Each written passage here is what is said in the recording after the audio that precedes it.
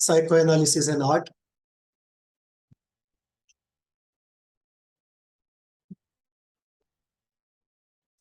First session, we took a look at how psychoanalysis can be deployed for a non-clinical purpose, especially to art. We took 5 examples in the first session of how psychoanalysis can be applied to art. And today, we'll continue this discussion of psychoanalysis and art by applying art to 2 popular songs. One song is in English and the second song is in Hindi.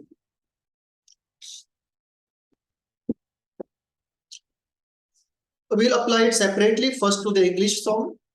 The song is My Heart Will Go On, very popular song from the film Titanic.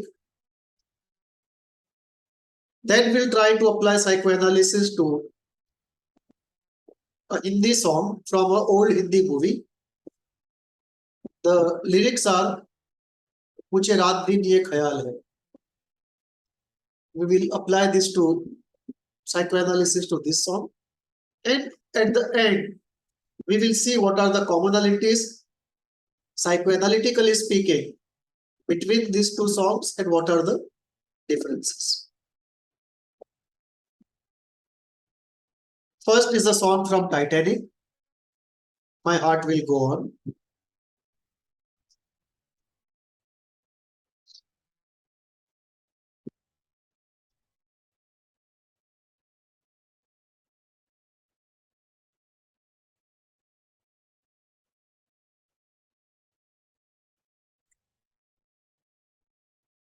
On the left hand side are the lyrics. On the right hand side are the psychoanalytic points.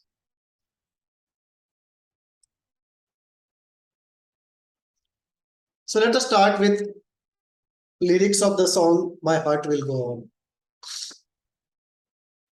The first couplet is, every night in my dreams, I see you, I feel you, that is how I know you.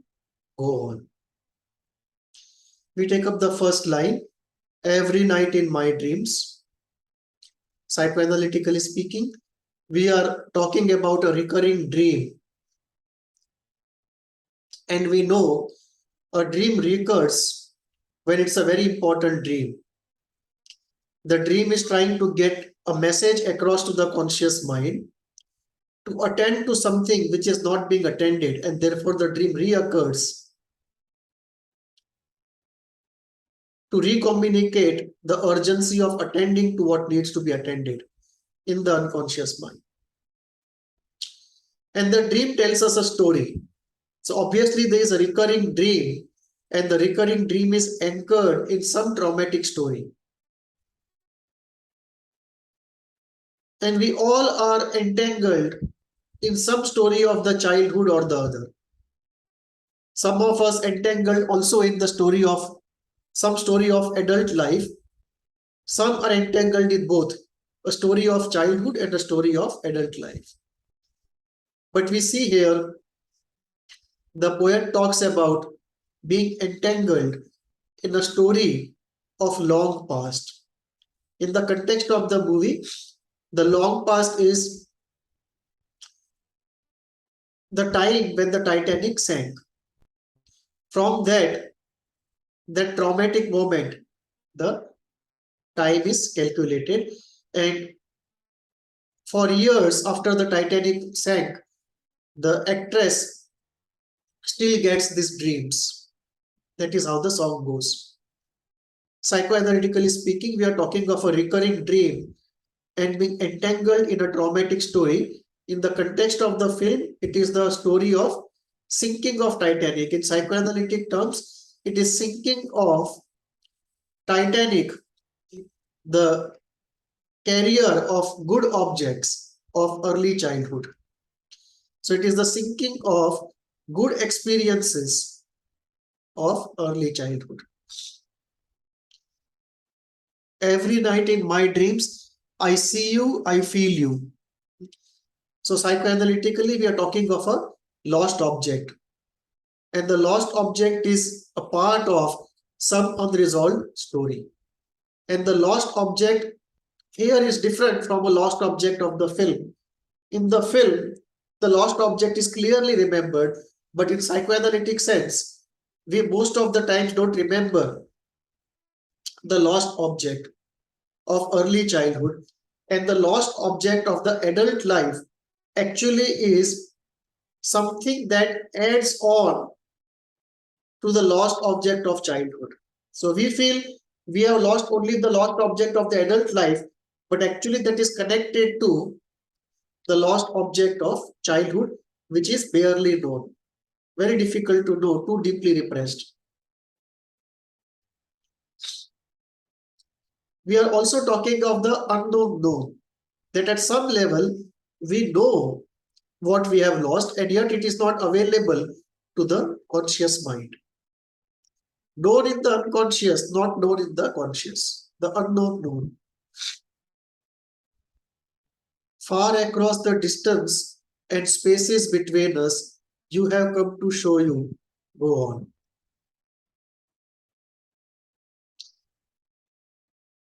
Far across the distance, there is a long distance between the conscious and the unconscious.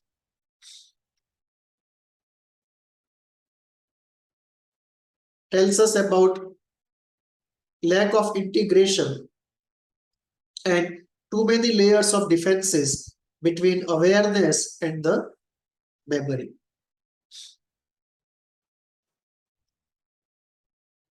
Somehow you have come to show you. Go on.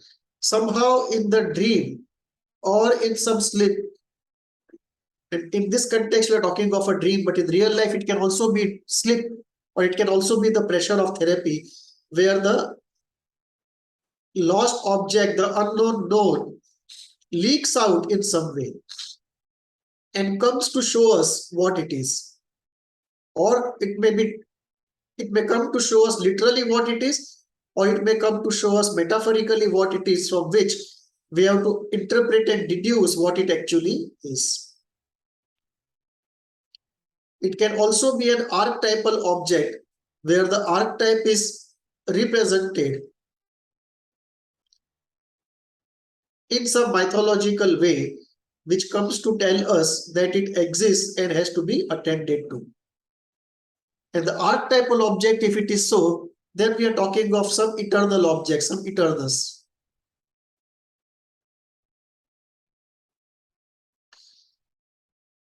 Near, far, wherever you are, I believe that the heart does go on. So we are getting here into the eternal, ethereal amorphous, the eternus amorphous. And we get here into mysticism and spirituality, a belief beyond science, a belief in eternity, in omnipotence, in love, and in hope. And it's a very positive sign that the loss cannot be completely mourned and passed over, but the loss is still associated with eternity, love, hope, and omnipotence. So we don't see the loss only associated with gloom, anger, pain, guilt, shame, which often is the case, but here the loss is associated positively with omnipotence, love, and hope. That's how mysticism and spirituality help us to deal with loss.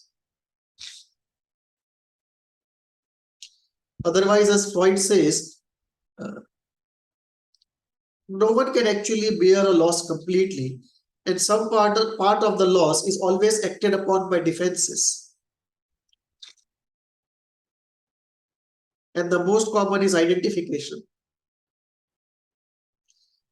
You identify with part of the lost object and make it your own to deny the loss. Freud says a very important comment. He says the personality, a large part of the personality could be understood based upon collection of losses which have been felt by the personality.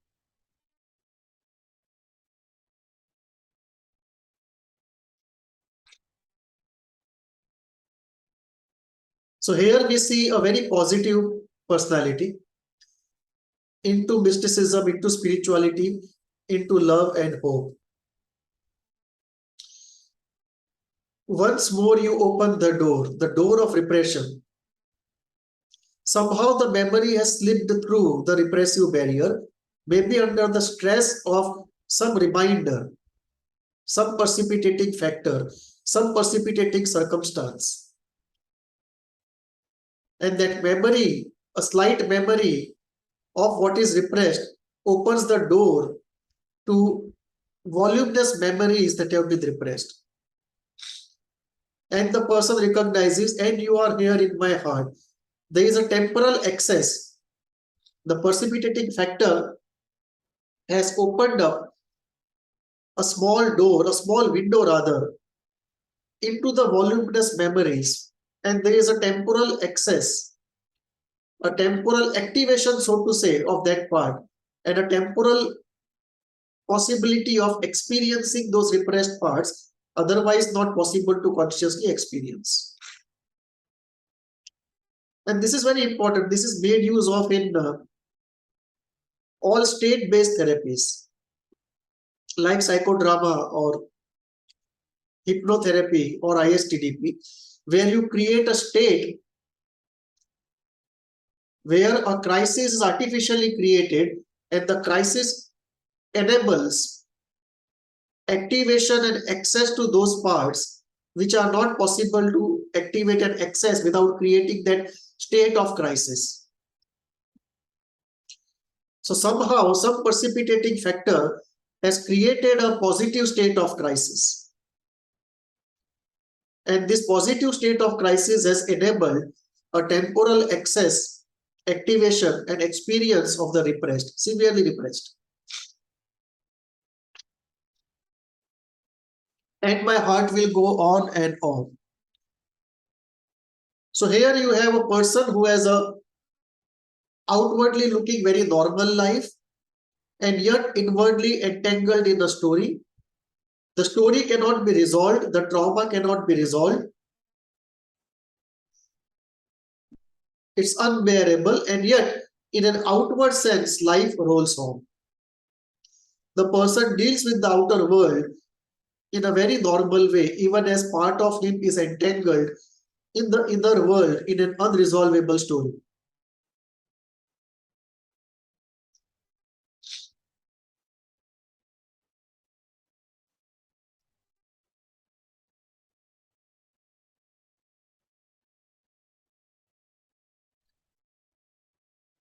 The person also has a very strong intuition and a wish beyond all rational wishes. It's a wish beyond wish.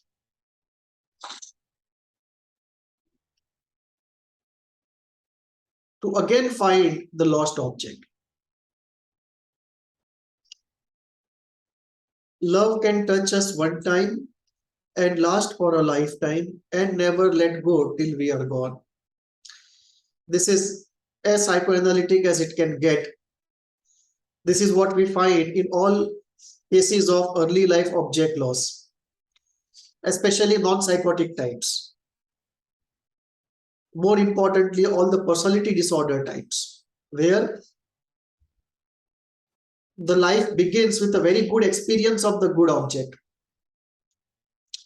And once experiences intense love, intense happiness, security, intense belonging, intense oneness, intense bliss, the kind of good intense emotions which are not going to be experienced ever again. And after that original good experience, the earliest good experience, there is an object loss. But the memory of that early life good experience and the consequences of that experience and the consequences of loss, they last for a lifetime. Of course, we can work upon it in therapy. Of course, we can work in spirituality. Some can get completely free from it. Most can get 50 to 75% free from it.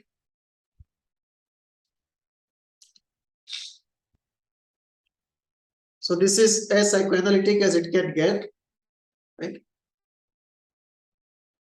Good object relations felt in early childhood, good object affect felt in early childhood and never felt again with the same intensity or same positivity. And then there is object loss, the lost paradise, and an eternal search begins. And apart from the eternal search, there are defenses at work trying to deal with negative effects arising out of the lost paradise. This creates, lost paradise creates, lost object loss creates what I call the valley state.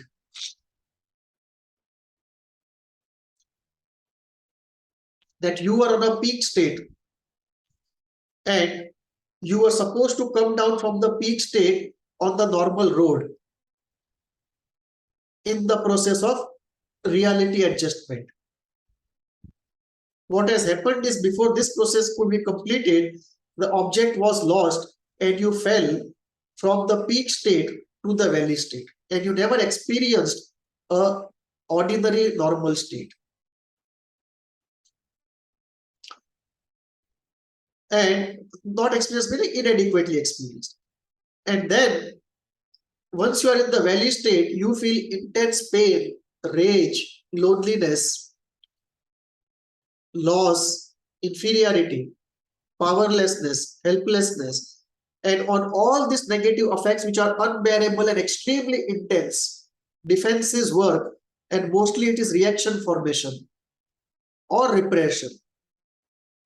Some other defenses also, and based upon what sets of defenses work on which negative effects and which negative effects are the strongest, the personality disorder arises.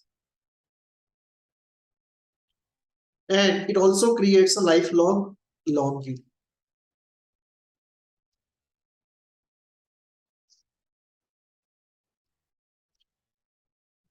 So you move from the valley state again to the peak state, not to the normal road.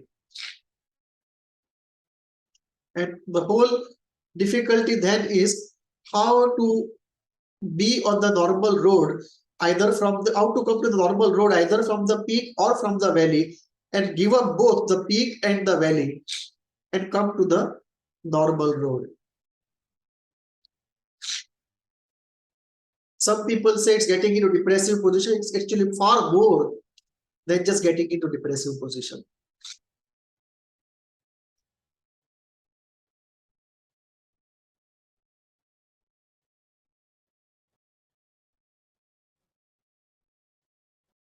Love was when I loved you, one true time I hold to.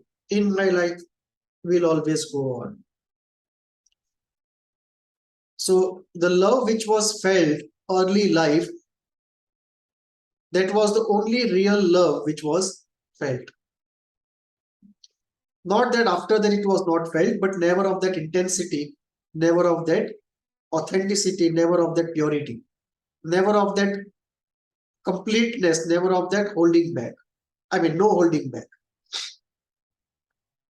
And after the object loss, right, the system learned to be on guard, to use defenses, and in one sense, never again got instituted, never again experienced so full and so complete love.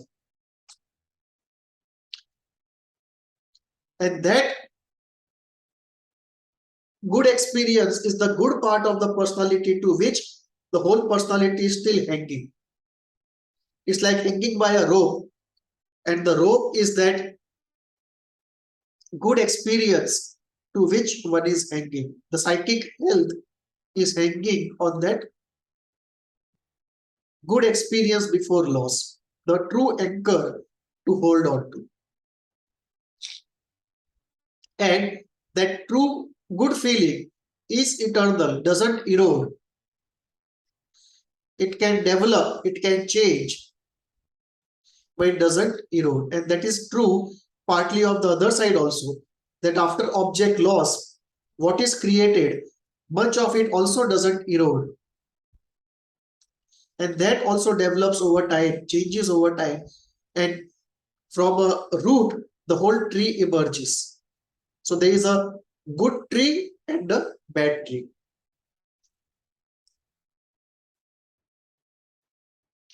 The good tree rooted in the early life good experiences, and the bad tree rooted in the object loss.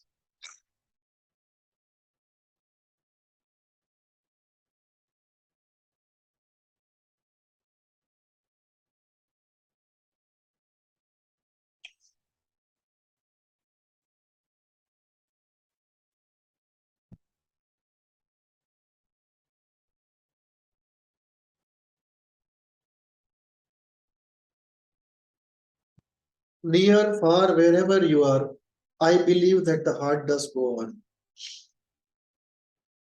Once more you open the door, and you are here in my heart, and my heart will go on. The first line talks of the search is still on. The hope is still on. And once more you open the door, something has precipitated a small part of the memory to come up, and the crisis, the intensity has brought out the collection. And this is very important. This has been talked about in psychotherapy, also in spirituality. That in certain states of mind, change is easy. So it is the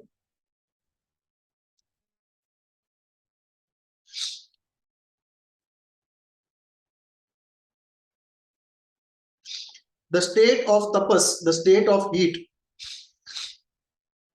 where everything has become heated up, everything is malleable.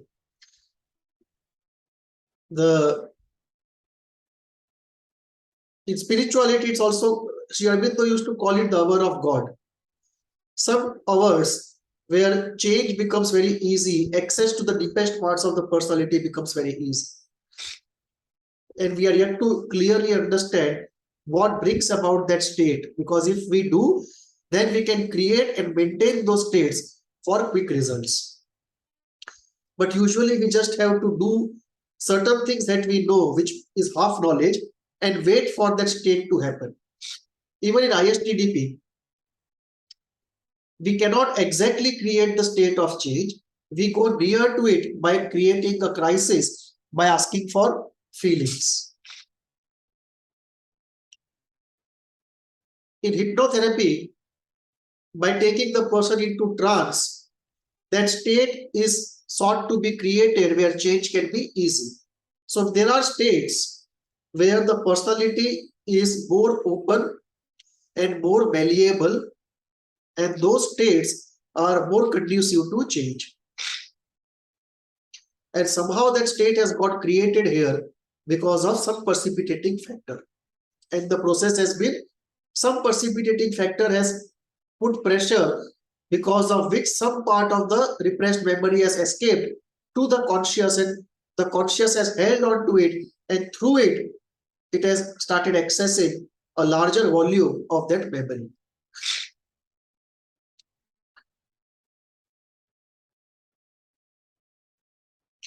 And you are here in my heart, and my heart will go on. So the lost paradise is something the person can't let go. The loss is not lost. We hold on to the loss and the consequences of the loss. And there is a psychic equilibrium. It is not free from the past. There is a psychic equilibrium, a very strong psychic equilibrium, but it is not free from the past.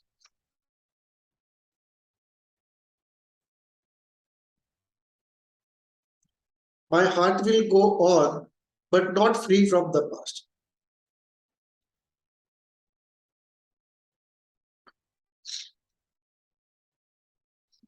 You are here, there's nothing I fear, and I know that my heart will go on. We will stay forever this way. You are safe in my heart, and my heart will go on and on. The first line talks about the good omnipotent object.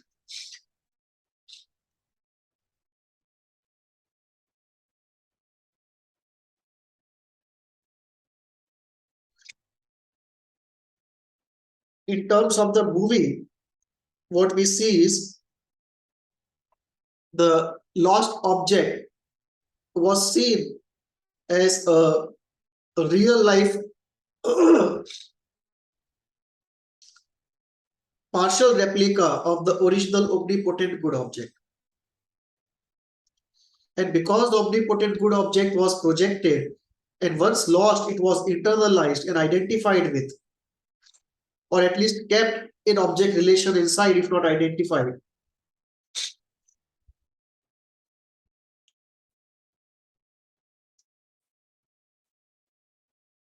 That good omnipotent object keeps the person afloat in the ocean. It is the work of the good omnipotent object that keeps the person afloat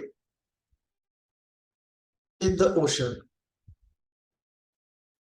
In psychoanalytic terms, it is the good object which allows the ego to govern the oceanic unconscious.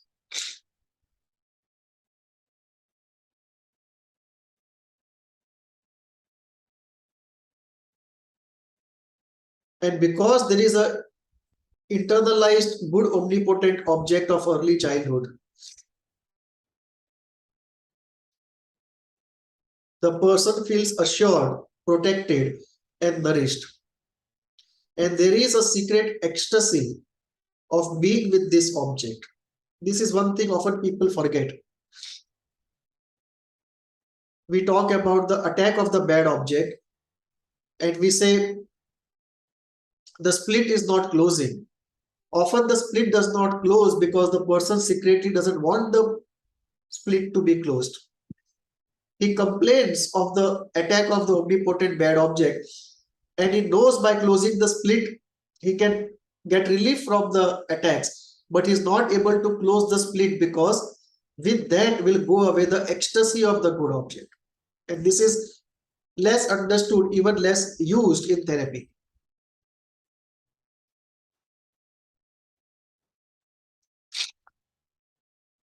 The ecstasy of the all good object.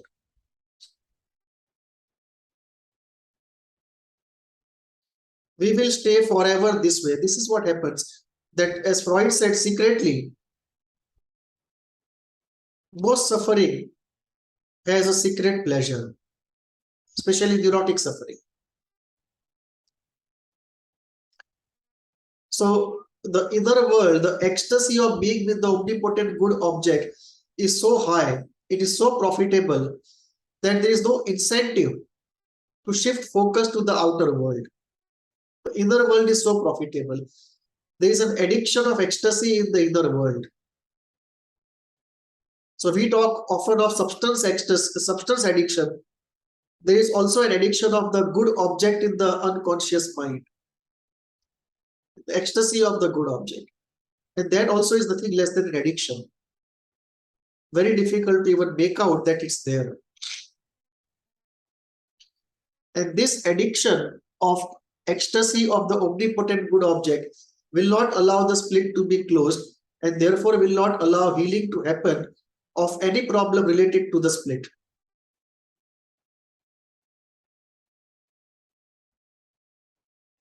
I'm not saying everyone is entangled in the ecstasy of the good object, but some are.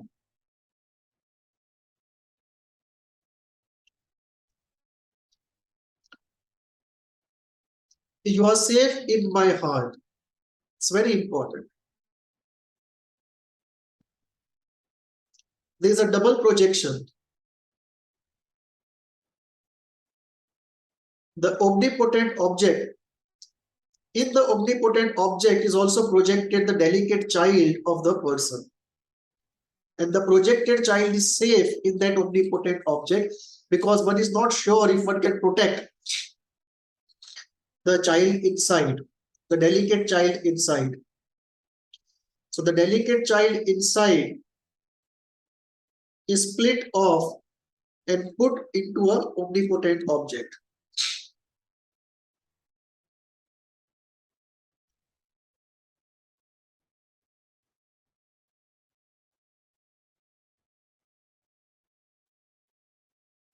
And it is so surreal the way unconscious mind operates. All these ideas and processes are so surreal.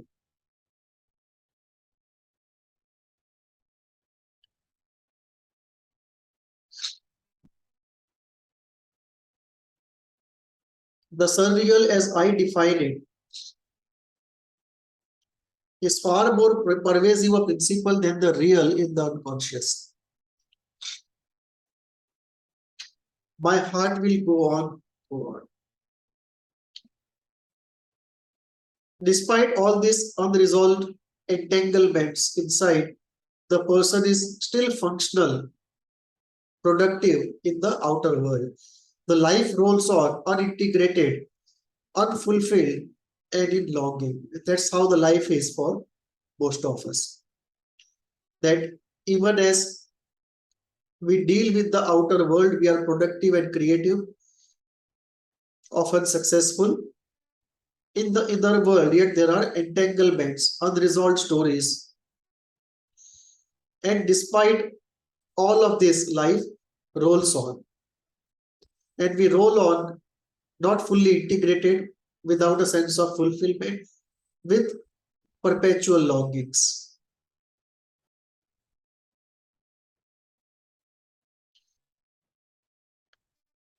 So this is about the first song, My Heart Will Go On.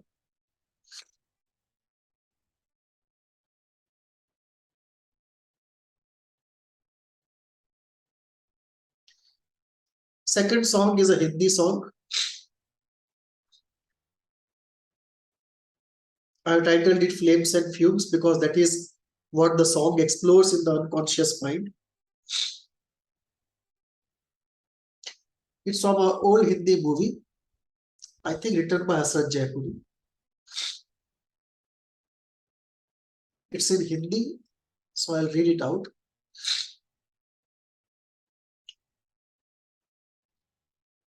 मुझे रात दिन ये ख्याल है वो नजर से मुझको गिरा न दे मेरी जिंदगी का दिया कहीं ये गमों की आंधी बुझा न दे.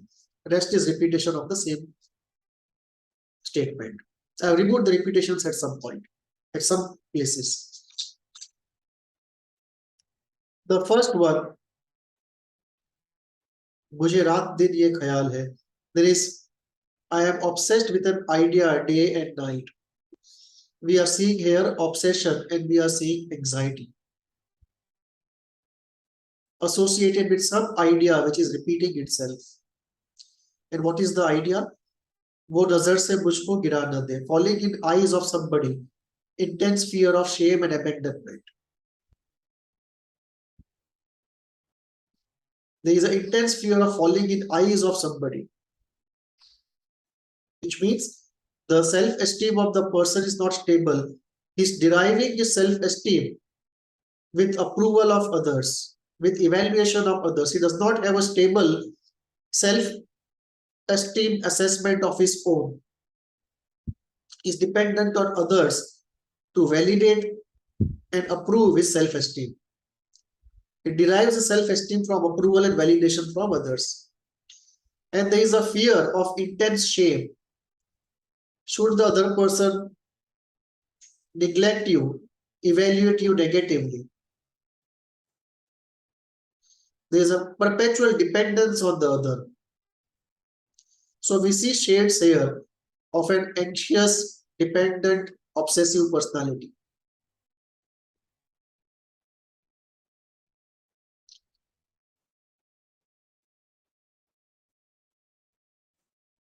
मेरी जिंदगी का दिया कहीं ये गमों की आंधी बुझा न दी. This line, मेरी जिंदगी का दिया कहीं, the will to live and by implication the joy of life, the will to live and my joy of life, I fear shouldn't get doused by the flames and fumes of sadness inside my heart. So this first para says, I am obsessed and anxious with an idea that I should not fall in somebody's eyes and experience that shame. And the flame and fumes of sadness inside of my heart should not douse my will to live and my joy of life. So this is the unconscious situation the song talks about. We see a person just on the cusp of fearing abandonment. And the person obviously looks at somebody who is sliding into depression or already is depressed.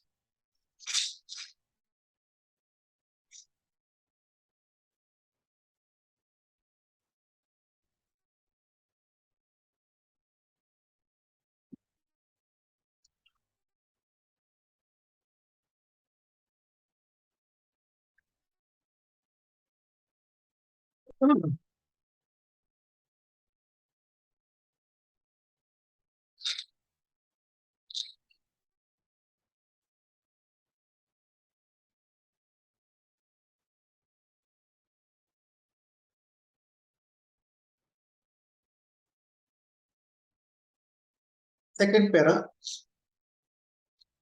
मेरे दिल के दाग न जल उठे कहीं मेरे सीने की आग से, ये घुटी घुटी मेरी आह भी कहीं होश मेरे गवा न दे, मुझे रात दिन ये ख्याल है.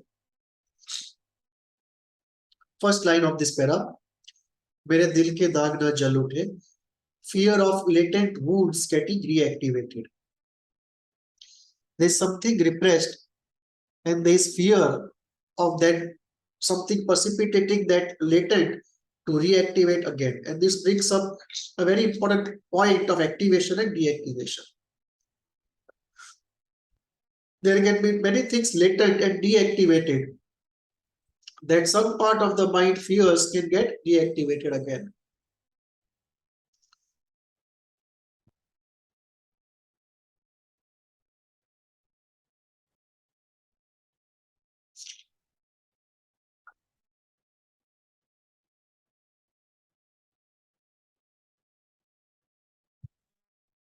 And the reactivation is likely because of the flames of anger.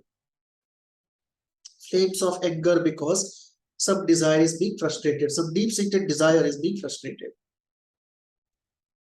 ये घुटी घुटी मेरी आह भी कहीं होश मेरे गवा न दे.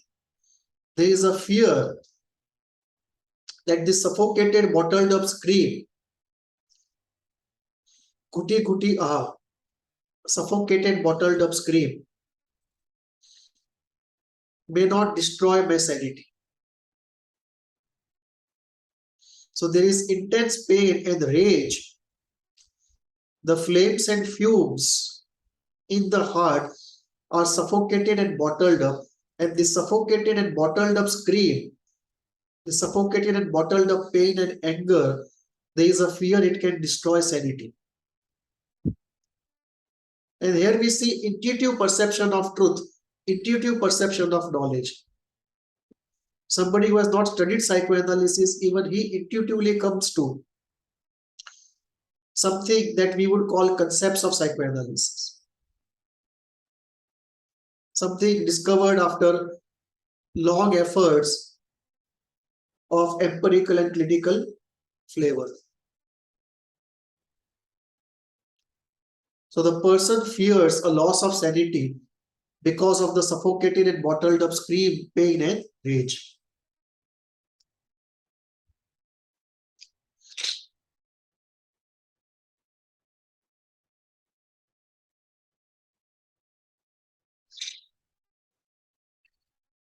Second para, किसे अपना हाल सुनाऊं मैं, मेरा दिल भी गैर का हो चुका, बड़ी उलझनों में घिरा हूं मैं, कि फसाना कोई बना ना दे, मुझे रात दिन ये ख्याल. The first line, किसे अपना हाल सुनाऊं मैं, talks about the loneliness of the poet or the character. And it is the loneliness post loss or loneliness post distancing from the object of desire. मेरा दिल भी गैर का हो चुका, the self is lost in a post-fusion loss. Because the person finds it difficult to attach to somebody as an individual, he attaches only in fusion. And after fusion, when the object of desire is lost, the self also partly goes there. A loss of self is felt. बड़ी उलझनों में गिरा हूं मैं कि फसाना कोई बना ना दे. I am caught up in great perplexity, and the perplexity, as we know, can be because of fluctuating split, where the object is not completely lost and the object is not completely gained. Exactly the situation the person is in. And that causes perplexity if early life object loss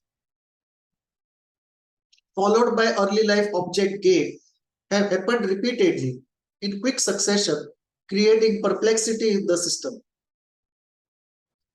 So the person probably had quick succession of short-term object losses and gains in childhood and felt this perplexity which is feeling again, the perplexity of a fluctuating split. That he feels now the object is gone, now the object is lost, and the cycle continues. So the split opens, it closes, it opens, it closes. And the object appears as good and not good, accepting and rejecting in quick succession, creating perplexity. The split opens and the split closes. The object is lost and the object is gained, not lost. The perplexity is created of the fluctuating split. And the fear is some song of craziness can get created if this goes on for a long time. Because this fluctuating split leads to thoughts and behaviors which are not normal, which will be categorized under some form of disorder.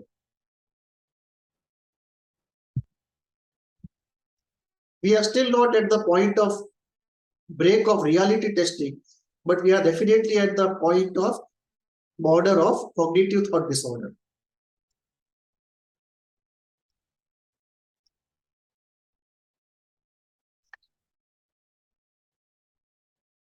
मैं दिया हूं ऐसा जहान में जो जला तो हूं नहीं रोशनी, जो जिगर में है वो खलिश कहीं मेरी हसरतों को मिटा न दी. मुझे रात दिन ये ख्याल है वो नजर से मुझको गिरा न दे. So the bottom part is repetition of the first paragraph. The first line here, मैं दिया हूं ऐसा जहान में जो जला तो हूं नहीं रोशनी. It talks about sadness of failure and defeat in the world.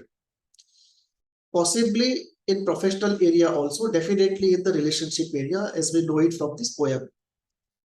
And we see here a hidden narcissistic rage.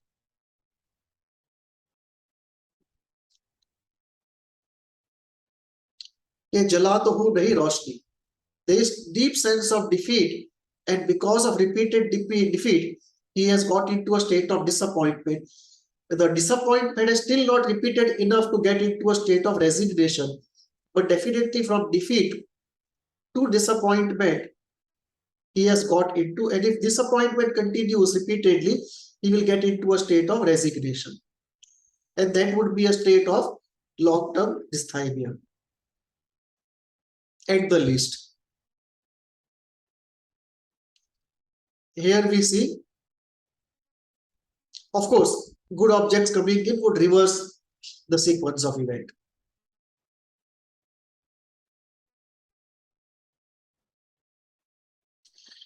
So we see here that the person has done all the efforts, and despite it, he faces defeat, because of which he is disappointed.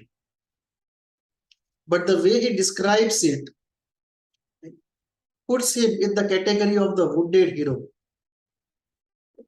And this is how a narcissistic structure deals with defeat and disappointment, by converting oneself into a great wounded hero. Greatness is associated with the wounded hero.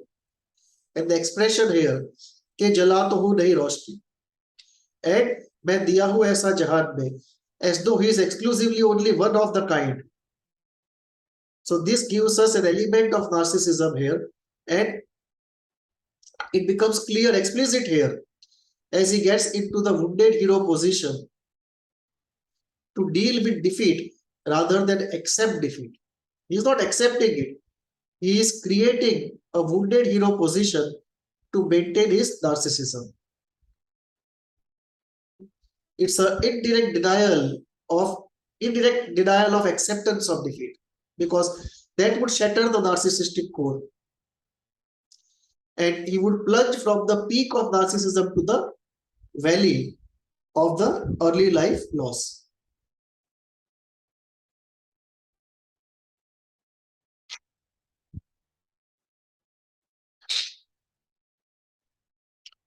जो जिगर में है वो खलिश कही, मेरी हसरतों को मिटाना दे. The wedge of the pain in the heart, that unresolved wound in the heart, that unresolved abrasion of skin in the heart, that pain and associated to it rage, I fear, might destroy my desires. There is a intuitive perception of an unconscious situation, even without knowing psychoanalysis, and there is a very perceptive anticipation of a possible acute depression.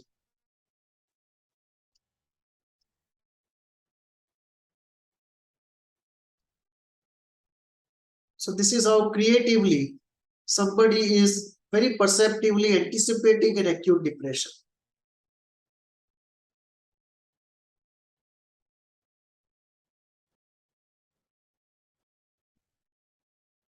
And then again मुझे रात दिन ये ख्याल है वो नजर से मुझको गिरा न दे, which again tells us about anxious, obsessive being with an idea of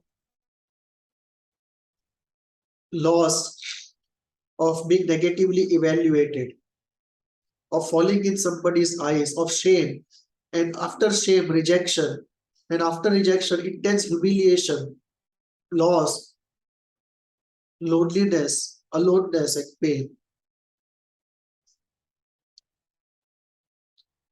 So this is about the second song. Now let me do a compare contrast of the two songs.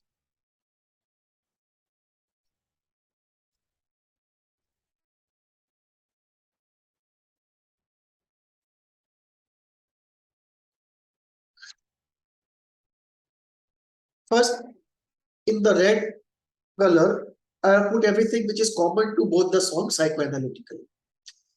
Then in the green color, I have put something which is unique to song 1, My Heart Will Go On, in green color. And in blue color at the bottom, I have put something which is unique to song 2, Mujhe Raat Din Ye Khayal Hai.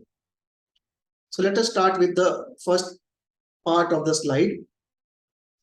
What is common to both the songs? Both songs involve, psychoanalytically speaking, early life object loss. Both songs involve a real life object loss. Both songs involve an unconscious story with which the person is entangled. Both songs involve a healthy, functional personality which, despite what is in the inner world, is able to engage, go out into the world and engage with the world. There is no recoil from the world. There is no recoil from object relations. So the person is still healthy enough to go out into the world, and the life rolls on in the world. So that is common to both the songs, that we are seeing reasonably healthy people with entanglements, with difficulties, with unresolved psychoanalytic issues, but healthy enough that life rolls on for both the people. Unique to song 1 is the positivity, the mysticism, and the romance which the person has, which is not there in song 2.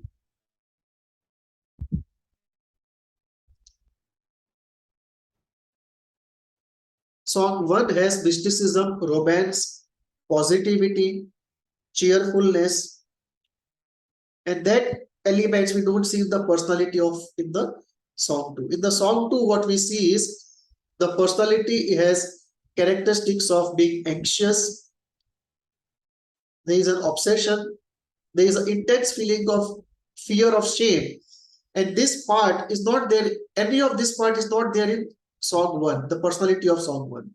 In song 2, you find somebody who is anxious, into obsession, fear of shame, fear of acute depression, suffocation, flames and fumes inside, bottled up and suffocating, intense sadness, so intense it can kill desire, and rage, so intense it can destroy sanity. These elements are not there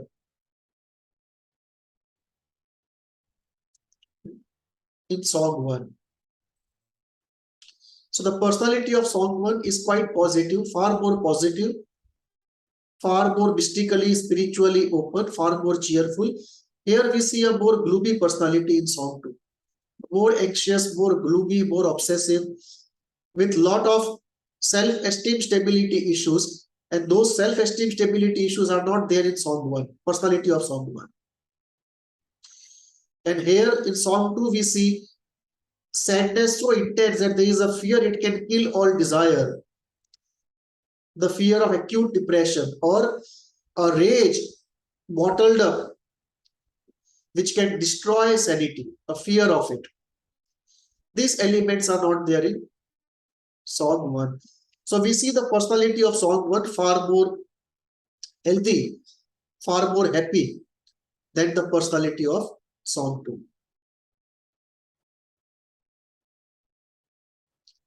And this has as much to do with constitution, as much with differences in early life experience despite all commonalities, and also to do with the socio-economic situation of the two personalities. Thank you.